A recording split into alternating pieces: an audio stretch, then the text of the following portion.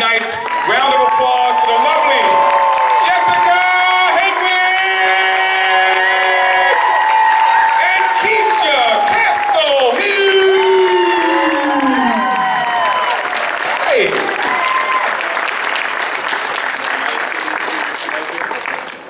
Hughes. Pleasure. Usually they make a back entrance and instead of, but that's pretty cool. Can someone grab this mic for me and put it on that stand? Anybody, real quick?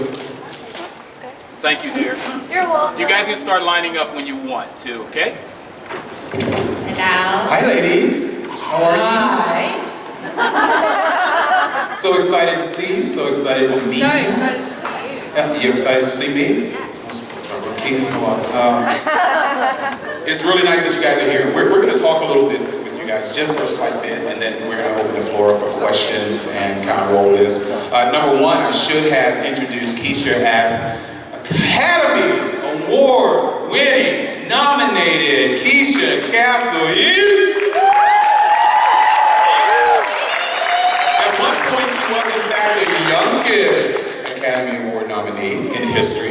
And that is very, very impressive for her appearance in Wheel Rider, which was incredible. Impressive, very physical, but very good. All right, this is the Game of Thrones panel anyway, and I just want to say that you girls are absolutely wonderful, but the fact that you carry knives and swords around, I doubt I'd seriously ever date you, so but you're wonderful in that respect. We're going to go ahead and open the floor up to questions to get this thing rolling. Hello, looks like your first time after all. Go for it. Hi, so my question is, you guys did a lot of like battle scenes and whips and swords, and you guys are supposed to be awesome. So I want to know, did you guys get to learn any battle training or get to use your weapons? Like, do you guys know how to use them? Yes, yeah. We basically, Keisha and Rosabelle and I were doing pre-production in 3 different countries. So we each had 3 different trainers. And I was studying the bullwhip in Belfast. We started training like pretty much as soon as we were cast. I studied in the martial art of wushu, which is what like Pedro Pascal had sort of set the season before, and so it was kind of like getting adept at the spear and being really, really badass at using it. It was like a pretty long, tedious process, like when you're learning anything, to get from actually like being able to handle it to like, like just picking it up to being able to handle it. The in-between was like super frustrating. One of the, like when we were training, one of the biggest things I remember was, I don't know if anyone's ever heard like a bullwhip crack, but it's really, really loud. Sounds like a gunshot. Yeah, it's like a gunshot, and Jess would be using this whip, it would be cracking like right next to Rosie and I, and every time it happened we'd be like, because in real life, I'm sorry, we're actors and we're like not badass warriors, but we're badass warriors now, so. Yeah. And so a big part of it was getting used to that sound, and so we had like a lot of drills of just either Jess or like would be practicing, or there would be a stunty practicing with the whip, just like cracking it non-stop. Just to get everyone used to the sound. Yeah, until it became like a soothing sound, which is super strange, but now if I hear anything like even like that sound, I'm like, oh, it's It sounds like lullaby. You guys haven't had any on-set accidents using the whip while practicing, have you? Accidents like peeing my pants. Okay, that's one. I don't want to talk about that. We put that on the list of do not discuss. Really? The one that you just discussed, the peeing your pants one? Okay, all right, cool. Thank you. You're welcome. Thank you. Keisha. Hello. Keisha, how long did it take you to learn how to ride a whale? I was born that way. You like came out of a whale. Yeah, it's like I mean, my family gets really complicated somewhere, but there's a lot of whale blood Keisha is half running whale. through my What you guys don't know is that this top half is like a human, but she's like a centaur, except underneath the desk right now is just whale. It's just a whale. so much. Huge. Yeah. Maybe manatee, a little bit of manatee in there. Hey, man. I have a question regarding, there's a rumor that we only have 3 more seasons. Do you know anything about this? What are we at now? 5. We've just done 5. I mean, I think HBO made an announcement a couple of days ago, I believe, yeah? Yes. It's season 8 and then... And that's it? 3 more, I think, right, that was added on. We're talking season 8 being the last, or? Season 8 being apparently the last. Right. And then who knows? We don't know. They don't tell us these things. Really? They don't tell us very much. We just started shooting this week for season 6. And yeah, they just tell us like what to say when we get there, pretty much. If your character's going to be killed off, you'll find out like 3 weeks before you film it. Yeah, You won't know. if that. I don't know how you concentrate on set, though. You know, I mean, 3 weeks out, you still have Well, to you gotta like, you just make the most of it because you know that at any point. It I'm could gonna be be over. dead. I'm gonna be dead. It's like, yeah, Even if you don't film a death scene, who knows? They could CG a death scene. CGS. I was like, one of my biggest fears, like going from season, like between season 5 and season 6, like we didn't know whether we were coming back, but we were dead in episode 10, but I always envisioned that like episode 1 of season 6 would just be like a scene of like Cersei being like, oh, I'm so glad we got rid of those sand snakes, moving on. Thank you. All right, hi. Homer. Hi. First off, thank you so much for being here today. And in season 4, we had a particular scene, including the sand snakes, where it didn't turn out too well for a man that was buried in the ground. And Oh yeah. they got to be really cool. So I'm just wondering, in season 5, are we going to see more scenes like that, where we see them in action? Maybe yeah, Season season 6. the next season.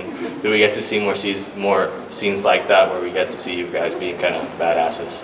I mean the snakes, like on their CV, under like favorite pastimes, it does say murdering people.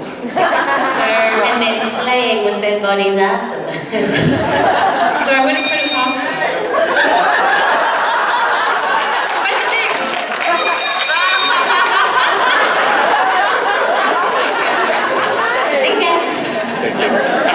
I'm gonna spear you in the face.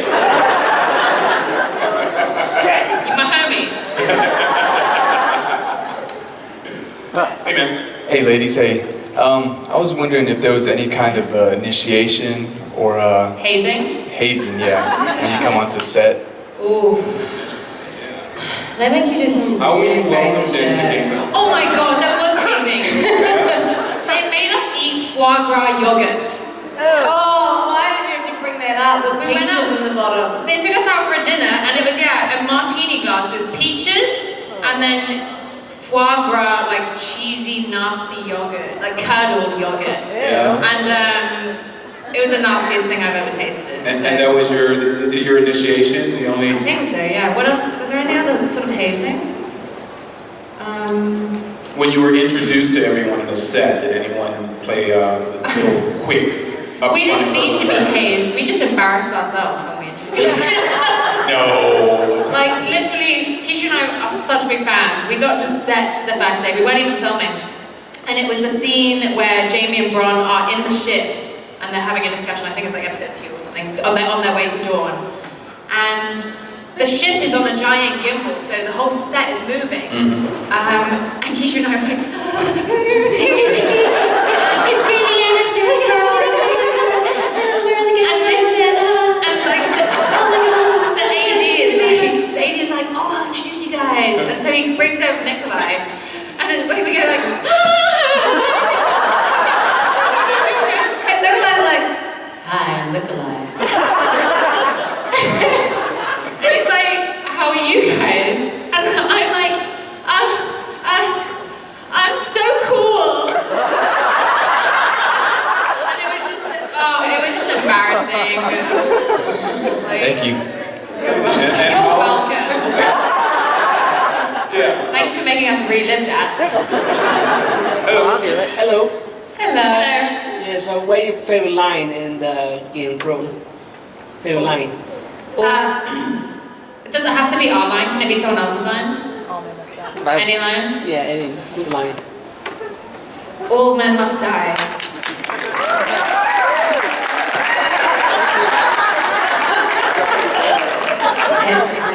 You guys filming?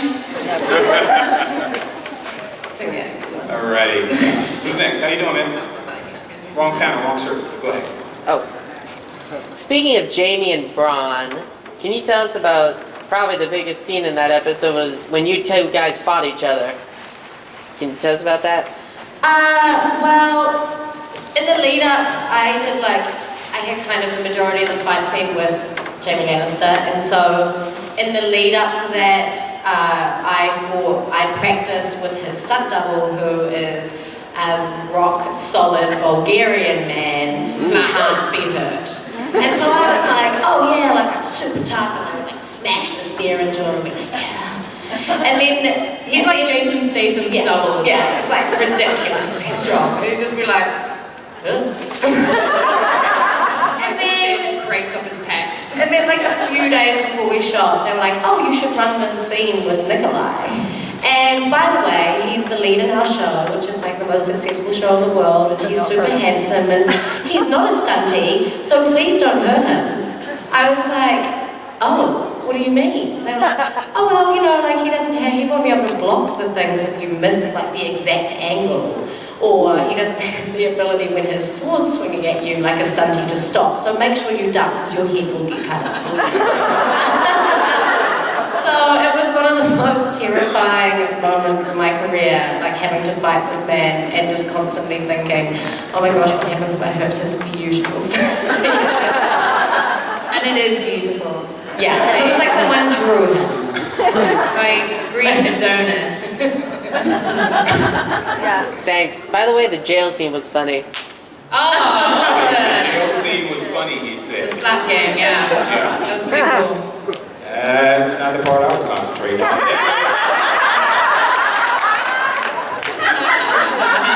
Just saying, sorry. Hi. Hi. You guys are obviously new to the season. So with meeting all the new casts and everything, did you have like super big like starstruck moments or anything like that?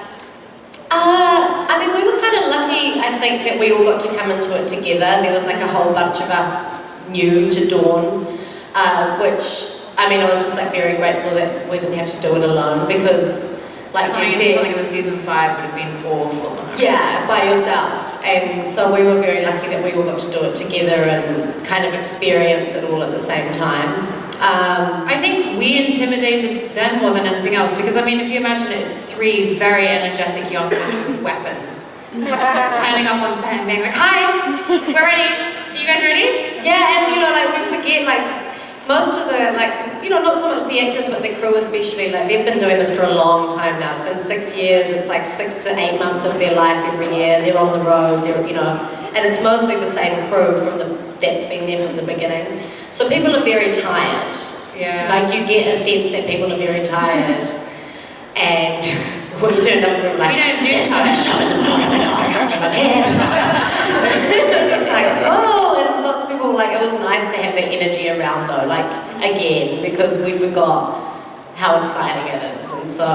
And I mean, you know, you don't, it's a multi-narrative show and you don't meet a lot of the other cast members. Like, some of them I only met during press or at the premiere and things like that, because you just don't cross paths. Yeah, because you're not filming the same scenes all the time, whatever the call sheet said. No, they're filming in 2 countries at the same time. Yeah, wow. Through the whole 6 months. And it was mental. I mean, we were in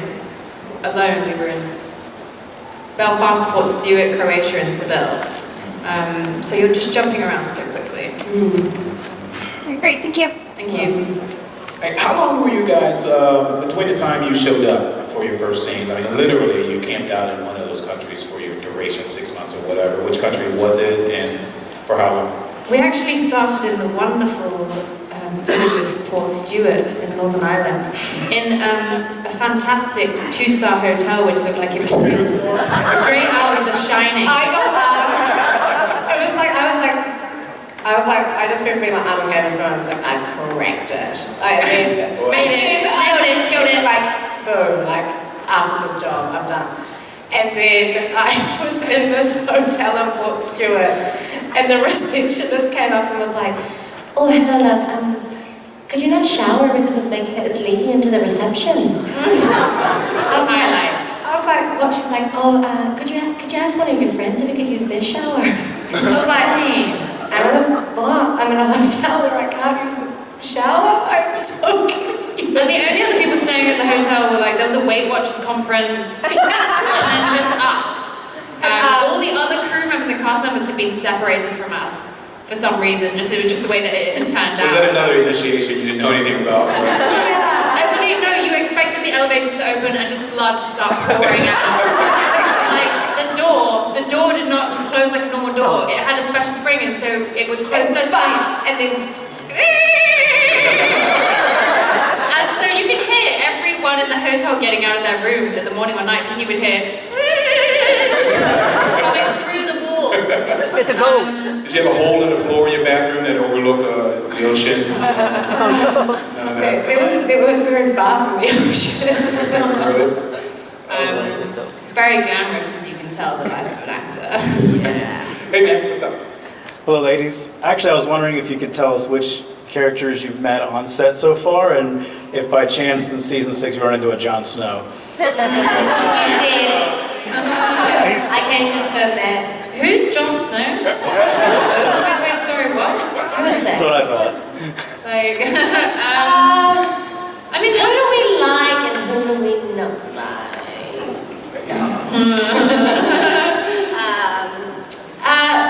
Well, we didn't really like we only really worked with Jamie and Ron, but I mean, we met like Amelia and all of her storyline, like Cal, who plays Cal Hughes, and we got to like hang out. Natalie. The boys from the wall like would invite us to dinner, and in Belfast, we were all there at the same time, which is super fun. But anyone who knows actors, it's like very unsafe to put a lot of actors at a dinner table.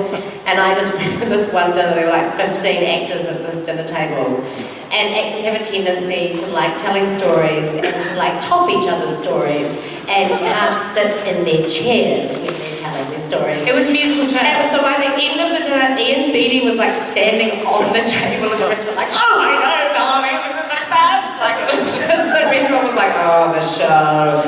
Oh, get out of my town. Belfast is sick of Game of Thrones. They want us out. But honestly, like, everyone's really great. Like, I think that's because you all don't have to spend a lot of time with each other, so it's easy to get on. Okay, We thanks. don't get on very well, thank you.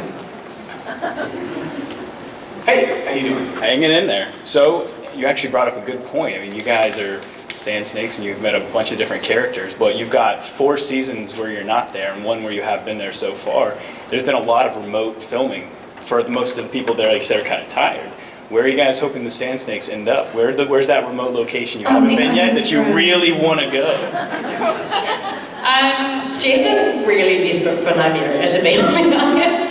I'm like signing pictures saying, oh, spoiler for the last scene, quote, and then Nim sat down on the Iron Throne and all was well in Westeros again. Because I'm pretty sure that that's where it's going. I don't know about you guys, I think that's what's going to happen.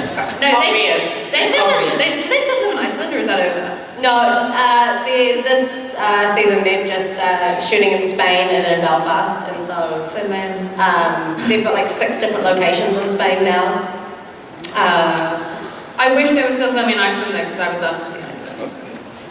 How selfish of them.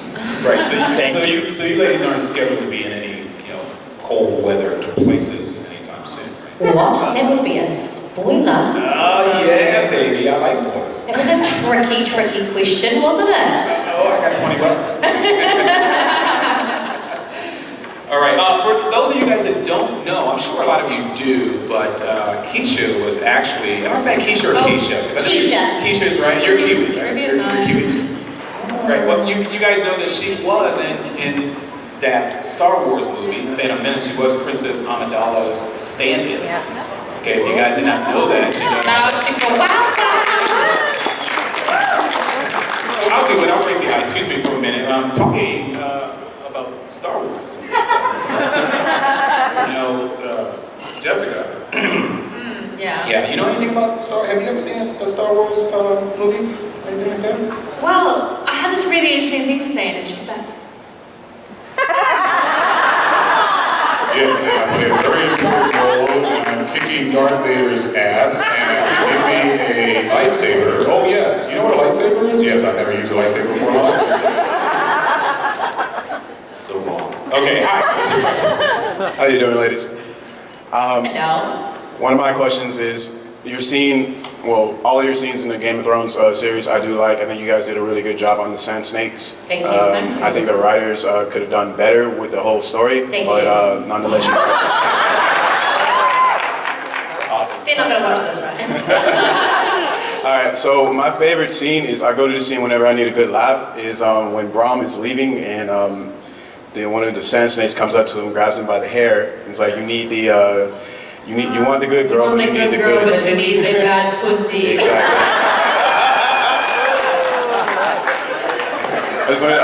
I freaking died watching that. That was hilarious. But my question is, what were you guys? What did you guys think when you saw that line? Like, what was your thoughts? The same thing when we see a lot of lines. I'm sure there were more than one lines like that probably set them off, but... I mean, it's not our line. I don't read other actors' lines. Like, I just go through the script looking for my Control character name. F. Like, I actually ask the production, like, I just like ask the production office just to send me Just my my lines. lines. And the first and last word of their line, so you know the cue. They're like, don't you want to know like what the other actor in the scene saying? I'm like, no. But the writing, I'm sure, you know, even though you may put some input into some of the dialogue or some of the scenes, have you kind of revised some verbiage or the way things are delivered? Not really. When we have very, very little control over dialogue. I mean, no one does. No one gets to change their lines. Like, it was actually a big discussion that we had with the boys from the wall when we first arrived, and they just said, "No, you know, David and Dan just know what they want." And I mean, you just have to trust in them because they know the end game. They know what George wants. That line could have been done better. Can you come up with a better alternative here, please? You want the good girl, but you need my bad pussy something. Sounds like a t-shirt to me, man. That's Reggie Fowler, if you guys ever want to hear. Thank you. Hi.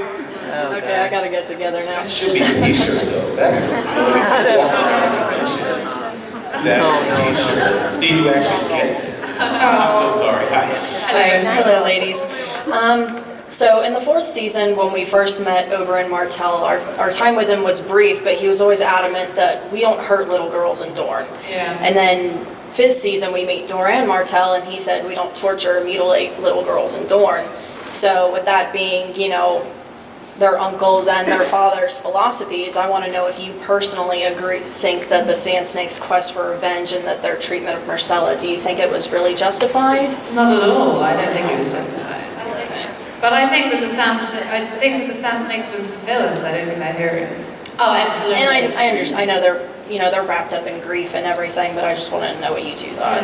Yeah, we had lots of discussions about that actually, like when we were playing that and how, you know, like they obviously have a lot of respect for their father and how each of them individually have dealt with Oberyn's death. And so, yeah, I think it was a combination of exactly that, of them being wrapped up and I think that anger is misguided. Yeah, they're like angry and they're kind of stuck in the situation where they don't have... I mean, the Sand Snakes are interesting in the sense that they have no right to the Dornish throne, but they still get treated like royalty.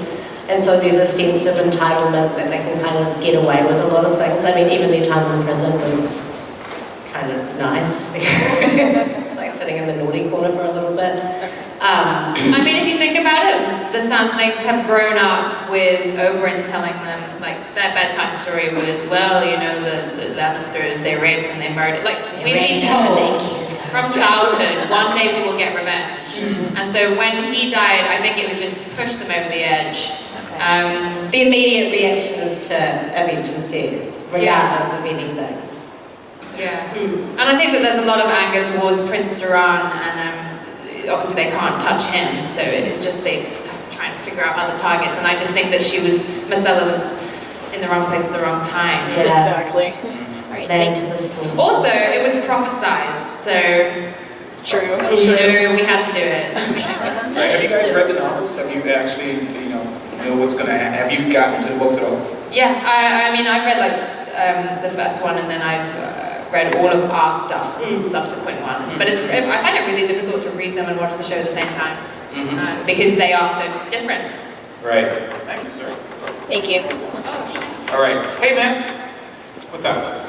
So you worked with Alexander Siddig, who's done a ton of genre stuff going back to Deep Space Nine, like 20 plus years ago. And I was wondering what it was like working with him. He is the fucking dude, man. He's so cool. I mean, Keisha's worked with him twice. She's super lucky because she did an Intimidation story with him. Yeah. He's just, I mean, I think for any actor, like being with someone who has that much experience and getting to be in the presence of someone that great is always super exciting. He's got such a nice vibe to him. Like he makes you feel really relaxed on set. Like you don't ever feel like, oh, it's Alexander Siddig. He's very chill. That's really interesting. He and I have been friends for 20 years. Oh, yeah. Yeah, tell him I said hi. I will. I've been here for that long. Yeah, we saw him like 2 weekends ago. Really? Yeah, He's absolutely a charm. Yeah, we love him. I knew him from his original name. Oh, yeah. Did I ever tell you that? Yes. Yeah, okay. Thank you. It's really long. You're welcome. Yes. Hi. Hello.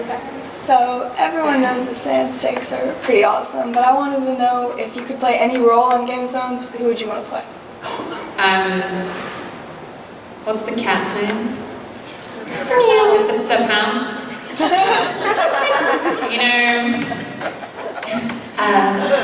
The Black Raven. No, anything. I don't know. I feel like I'm just so, kind of stoked to like Oh my my God, art character. Oh my god, I Go. The White Walker?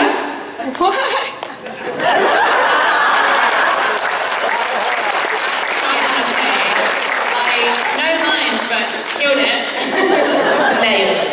Well, it's interesting because this thing going around right now, what happened to John, and this audience here hates the fact that he may end up being a walker to that effect. So, if people are getting knocked off the series, it seems like that's what you can advance to, not necessarily kill it off. The garden was getting a little overgrown. We gotta trim it back, yeah. Trim it back. Hi. Hi. I was wondering if you guys practiced accents beforehand to kind of coordinate, and get on the same level with what you're gonna sound like. Well, the accent was actually quite funny because it was genuinely just a Pedro Pascal special. It's not a real. It's you not a can't real go and accent. type this into Google. It's not. He just made it up and did a really phenomenal job at it. And we all come from we all have very different accents in our real lives. Like Rosabelle is Italian but speaks with an American accent. Yeah. And I'm British, but obviously it's a mixed race. And Keisha's got a Half Kiwi accent. Bloody half manatee over here.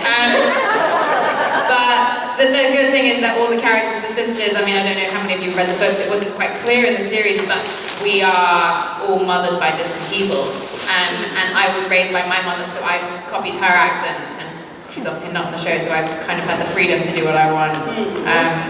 Yeah, we just, as long as we sounded vaguely related to Pedro, it was fine, but we were all very aware that we came from different areas of Dawn and on a show like Game of Thrones, you're super lucky. You have access. They have two trainers, two dialect coaches who work with all the actors to kind of help make sure that the worlds all exist with the same sound. And so, there was a lot of credit to them as well. They're kind of there on set with you just to pick up little twangs. we did both look up Penelope Cruz videos. Lots of them. Because she's so sensual. Her accent is wonderful. Yeah, because when I think of Obara, I just think of someone who's really sensual. Really feminine. Really feminine, soft, kind, really kind. Floral. Yeah. Like a flower. Whereas it's more like just like the Obara flower. Like a piece of bark. And then that's what I was thinking. Yeah, like rough. Yeah. And I wanted to say about the hazing, some friends have pointed out that getting naked on set seems to be one kind of thing, like, oh, new character, they're gonna get naked, you just know. Yeah, well, I mean, neither of us did, but Rosabelle. Rosabelle got naked, yes, my younger sister. Titan, sorry. If that came up in a script, any qualms whatsoever? Game of Thrones. I think it would be spears thrown very quickly if someone suggested I got naked, but... My brothers went up to David and Dan when we were filming and said, my big brother specifically, and said, look guys, can you really not write her naked? Like, I'm a big fan of the show, my friends watch the show, can you not do that? And they said, yeah, you know, I don't think Nim has any reason. I do the same thing if my sister was in the show. I mean, it wouldn't be as subtle. And in a show like this specifically. And then they were like, you know, we know people. We know. And you don't really want to fuck with us. Right. And David and Dan were just like, whoa, okay. That's cool. Hey, man. Hey, so, you know, that's got to be an awesome challenge, getting the opportunity to learn, you know, the really cool martial arts and weapons training you guys went through. I was wondering if you have any really hilarious moments of bloopers, kind of, sort of, that What is your costume? stand out in your Are you mind. dressed as someone? I'm not. I wanted to come as BSG, someone from that, but... That's interesting. Anybody for it? We had lots of stomach rumbling in the middle of takes, but bloopers. Did anyone like mess up the lines or anything? No, I mean, I haven't like, I don't know, if anything, I think I can like say, but on behalf of work, I can sometimes be quite a stressful person to work with. What are you I doing? more like in combat. What are you doing right now? I'm just wiggling my tail. This is a blooper. I don't know, it was like so when we were shooting in Spain, it was like the middle of summer, it was super hot, and we had leather armor on, and you're like dealing with weapons. It can get like a little stressful. Sweat. It's just like sweaty everywhere. and hot. Those are bloopers. Like, oh my god, it was horrific. And leather, and when it's sweaty, just wet dog. If that is hazing, like that was it. Now it's all becoming so clear to me. But I have to admit, the armor was pretty cool in that I felt like such a boss. Like every morning you had to, getting changed was like going into battle. Like they had to have two assistants. Someone had to put in your front breastplate. Someone came up with your back breastplate, and then they had to winch you in. And so I felt really serious when I was getting into costume. So I liked it. I liked that part of the hazing. That was good. Yeah, it was pretty good. Yeah, the armor's absolutely got to get you into the part. You're all loaded down. Yeah, you know? yeah. I mean, in the show, like it's like shooting film. Like it's so cinematic, and the costumes and the sets and the props that you use and the way that it's like laid out is you can't help but feel like it's so easy to get into character. You can't help but feel like you exist in that world. Like our first day on set, it's just like there were scorpions and horses and weapons and these like incredible sets, and we had this like super badass like costumes on, and you kind of just go, oh my god, like I am this person now. Like it's a lot easier than when you're wearing like a t-shirt and jeans and trying to manifest someone. I just realized we completely went off a question. I know. I kind of meant more like in combat when you were training. Was there any like, my face? Well, I hit Rosabelle. Yeah. And she's got a little scar, boohoo, whatever. She needed It's your it, fault. Yeah. You walked into my blood bubble area. Like, come on. You're in my space. Yeah. Like considering the amount of training that we did, and especially together, and the fact that, I mean, it's hard enough learning, like getting an actor to learn one weapon and one like fight sequence, But also learning how to three of work us, around like, each other, yeah. work around each other and like take steps to make sure like, oh, I know that her whip's coming here at this point, so if I step there 2 seconds too early, like it's gonna pull my eye out and things like that. So we were really lucky to come away from it pretty unscathed. But Nikolai came up to me before our first scene, and it's the one where I wrap the whip around him, and then I tug him away from Marcella. And then I go and I go for his ankle. And he said to me, he came up to me and he said, you know, just go for it. Just go for it. Really go full out. having obviously very low expectations of what I was capable of. And I said, are you sure? And he was like, no, really go for me. I'll move it. I'll move, don't worry. And I was like, okay. I was like, did any lawyers catch that? You want to write that out? I whipped his ankle and he screamed like a little girl. And then the next take, I went over and I was like, are you okay? Do you want me to keep going for it? And he was like,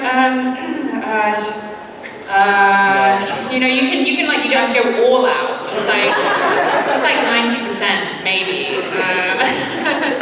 But yeah, he really I think both the boys really underestimated us with that fight. Yeah, I think they did too, and I think because they've been using, you know, they've been training and using their weapons for a long time, it's kind of second nature to them now. And they are very good. And they're very good. Like they're both Jerome and Nikolai are very good swordsmiths now. And so it was kind of this thing where it was almost like they treated us as actors, like as their characters would treat the sensei. So kind of like they turned up and like they were like, oh, you guys are so these little girls. Oh, these little girls with all their little weapons running around in their armor.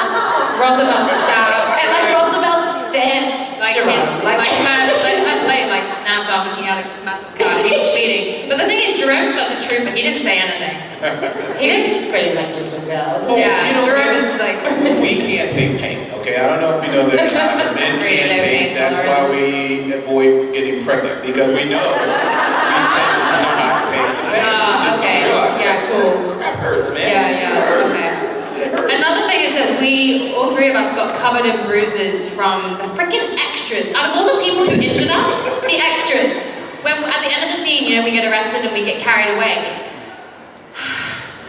These local Spanish extras, I mean, they didn't speak much English in their defense, but they were just like a vice, wrapping round our arms, and the next day all of this was black and blue. Wow. Yeah. But besides that, I don't think I had any other fights. Untrained labor. I know, right? Oh, yeah. What? Let me at him. Hey, man. Hi. Nice hat, bro. Thank you. So I had a question. The actor that plays Braun, Jerome. the songs that he's coming up with, are they written into the script, or is he coming up with them on his own? Or two, was he constantly singing in between scenes? He seems like a fun guy. You know, have you seen that movie? What's it called? Music and Lyrics. Wait, he's not in that, is he? No, I know, but there's a point to the story. Okay. And there's like the Hugh Grant character who's like a super big pop star in England, and he kind of always does that like pelvic thrust move. And well, Jerome was kind of like actually that, like in the 80s.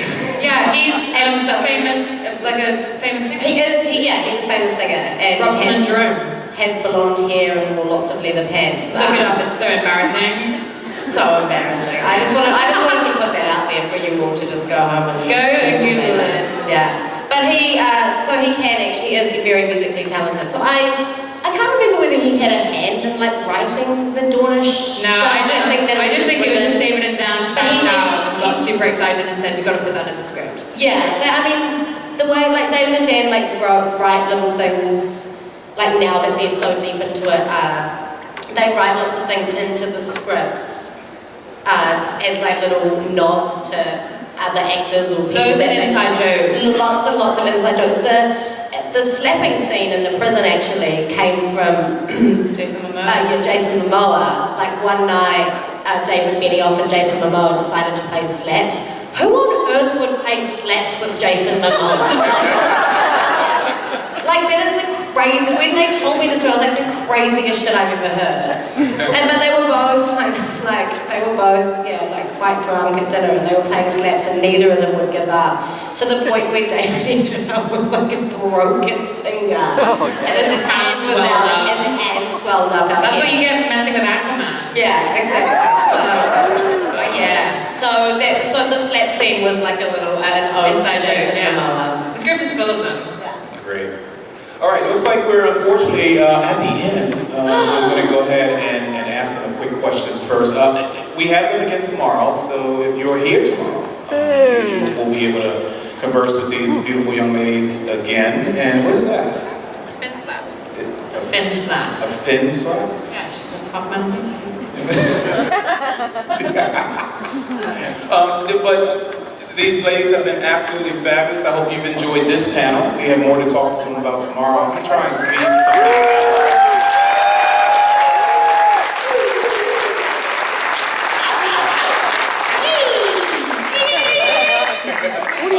Keep going. when do you guys start filming? Or have you started? We just came from filming, from Belfast. We came from Belfast to come here to see you guys.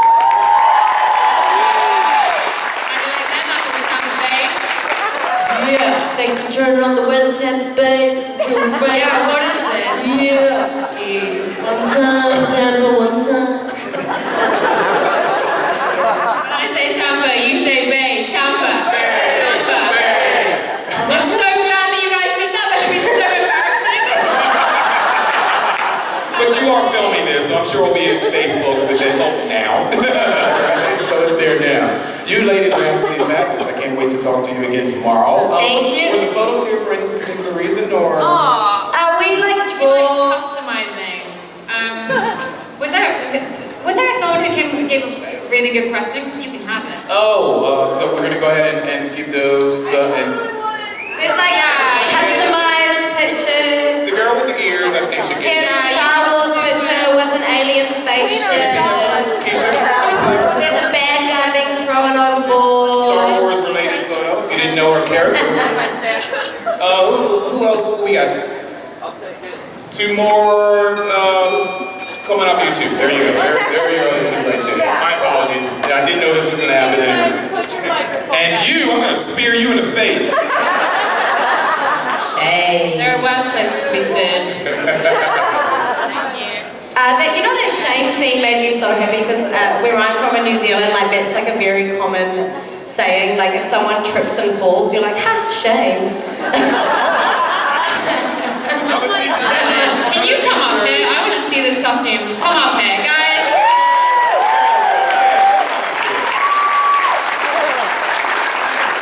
Excellent outfit, dude. Are you naked underneath of that? Just checking. All right, you ready for your next part? Wow. All right, ladies and gentlemen, without a